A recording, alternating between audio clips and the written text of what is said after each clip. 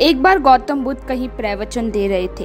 अपना प्रवचन खत्म होते ही उन्होंने आखिर में कहा, जागो, समय हाथ से निकलता जा रहा है।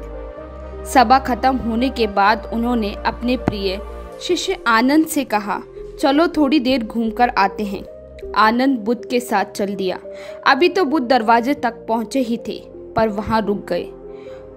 प्रवचन सुनने आए लोग एक एक कर बाहर निकल रहे थे, इसलिए भीड़ सी लगी हुई थी। अचानक उस भीड़ से एक स्त्री निकलकर आई। उसने बुद्ध को कहा, तथागत, मैं नृत्यगणनी हूँ। आज एक बड़े सेठ के घर में मेरा नृत्य का कार्यक्रम था। पहले से तय था, लेकिन मैं उसके बारे में भूल चुकी थी। आपने कहा समय हाथ से निकलता जा रहा है, तब मुझे अचानक वो याद आया। इस बात को याद किया।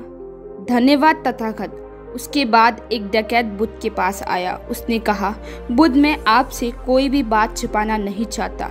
मैं भूल गया था कि मुझे आज एक जगह डाका डालना है। आपके उपदेश सुनने के बाद मुझे मेरा काम याद आया। बहुत बहुत धन्यवाद। उसके बाद बुद्ध के पास एक बूढ़ा व्यक्ति आया। उसने कहा, जिंदगी भर मैं दुनिया भर की चीज़ों के पीछे भागता रहा।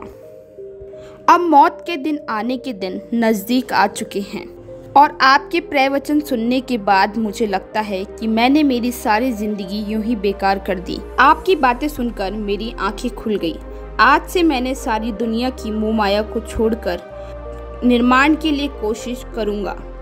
जब सब लोग चले गए तो बुद्ध ने कहा, देखो आनंद, प्रवचन मैंने एक को दिया था और उसका हर किसी ने अलग अलग मतलब निकाला।